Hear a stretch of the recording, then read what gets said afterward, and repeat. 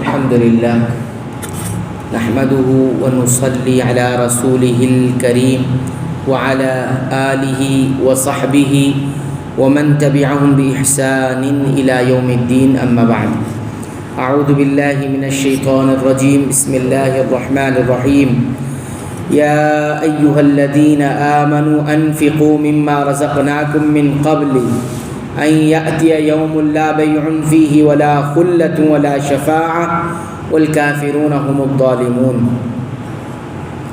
سورہ البقرہ آیت نمبر 254۔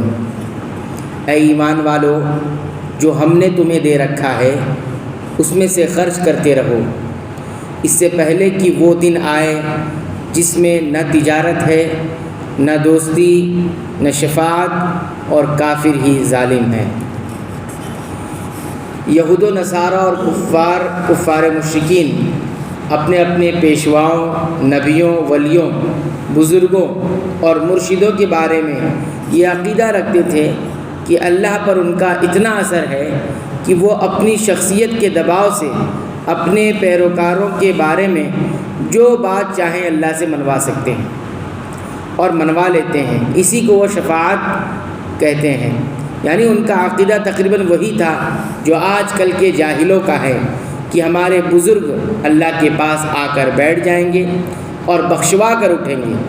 اس آیت میں بتایا گیا کہ اللہ کے یہاں ایسی کسی شفاعت کا کوئی وجود نہیں۔ پھر اس کے بعد آیت الکرسی میں اور دوسری آیات و احادیث میں بتایا گیا کہ اللہ تعالیٰ کے یہاں ایک دوسری قسم کی شفاعت بے شک ہوگی، مگر یہ شفاعت وہی لوگ کر سکیں گے جنہیں اللہ تعالیٰ اجازت دے گا، اور صرف اہل توحید کے بارے میں اجازت دے گا۔ یہ شفاعت فرشتے بھی کریں گے، انبیاء اور رسل بھی، اور شہداء اور صالحین بھی، مگر اللہ پر ان میں سے کسی بھی شخصیت کا کوئی دباؤ نہ ہوگا، بلکہ اس کے برعکس یہ لوگ خود اللہ کے خوف سے اس قدر لرزاں اور ترساں ہوں گے کہ ان کے چہروں کا رنگ اڑ رہا ہوگا۔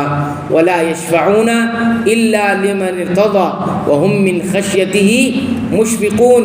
وہاں سوائے اس کے کوئی سفارش نہیں کر سکے گا جسے اللہ تعالیٰ خود جس سے راضی ہو اور جس کے حق میں اللہ تعالیٰ راضی ہو، اور یہ خود اللہ کی خشیت اور خوف سے ڈر رہے ہوں گے۔ اللہ لا الہ الا هو الحی القیوم لا تأخذه سنة ولا نوم له ما في السماوات وما في الأرض من ذا الذي يشفع عنده إلا بإذنه يعلم ما بين أيديهم وما خلفهم ولا يحيطون بشيء من علمه إلا بما شاء وسع كرسيه السماوات والأرض ولا يؤوده حفظهما وهو العلي العظيم۔ اللہ تعالیٰ ہی معبود برحق ہے، جس کے سوا کوئی معبود نہیں، جو زندہ اور سب کا تھامنے والا ہے، جسے نہ اونگ آتی ہے نہ نیند۔ اس کی ملکیت میں زمین اور آسمانوں کی تمام چیزیں ہیں۔ کون جو اس کی اجازت کے بغیر اس کے سامنے شفاعت کر سکے؟ وہ جانتا ہے جو اس کے سامنے ہے، جو ان کے پیچھے ہے، اور وہ اس کے علم میں سے کسی چیز کا احاطہ نہیں کر سکتے مگر وہ جتنا چاہے۔ اس کی کرسی کی وسعت نے زمین اور آسمان کو گھیر رکھا ہے، اور اللہ تعالیٰ ان کی حفاظت سے نہ تھکتا ہے نہ اکتاتا ہے، وہ تو بہت بلند اور بہت بڑا ہے۔ یہ آیت الکرسی ہے جس کی بڑی فضیلت صحیح احادیث سے ثابت ہے۔ مثلا یہ آیت قرآن کی سب سے اعظم آیت ہے، سب سے عظیم آیت ہے۔ اس کے پڑھنے سے رات کو شیطان سے تحفظ رہتا ہے، حفاظت ملتی ہے۔ ہر فرض کے بعد پڑھنے کی بڑی فضیلت ہے۔ یہ اللہ تعالیٰ کی صفات جلال، اس کے لیے علو شان اور اس کی قدرت و عظمت پر نہایت جامع آیت ہے۔ کرسی سے بعض علماء نے موضع قدمین، قدم رکھنے کی جگہ مراد لیا ہے۔ وسع کرسی السماوات والارض، اللہ کی کرسی نے زمین و آسمان کو گھیر رکھا ہے۔ کرسی سے کیا مراد ہے؟ کرسی سے مراد اللہ رب العالمین کے دونوں قدموں کے رکھنے کی جگہ ہے۔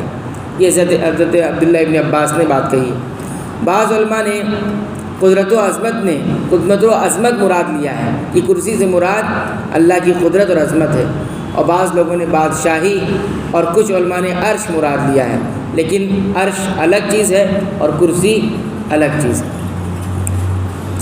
لیکن ہمارا عقیدہ کیا ہے؟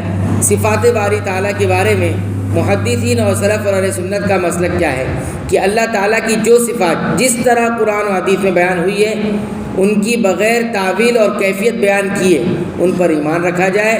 اس لیے یہی ایمان رکھنا چاہیے کہ حقیقت میں کرسی ہے جو عرش سے الگ ہے، اس کی کیفیت کیا ہے، اس پر وہ کس طرح بیٹھتا ہے، اس کو ہم بیان نہیں کر سکتے کیونکہ اس کی حقیقت سے ہم بے خبر ہے، اللہ نے اس کی حقیقت ہمیں نہیں بتائی۔ تو ہم صرف اتنا ایمان رکھیں گے اللہ عرش پر مستوی ہے، اس کی کرسی ہے، کیسی ہے، کیفیت کیا ہے، وہ اس کی شان کے مطابق ہے۔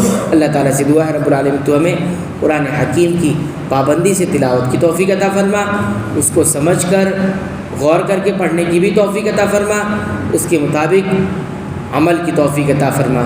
اے اللہ تو ہماری مغفرت فرما دے، ہمارے والدین کی مغفرت فرما دے، تمام مسلمانوں مومنوں اہل توحید کی مغفرت فرما دے، آمین۔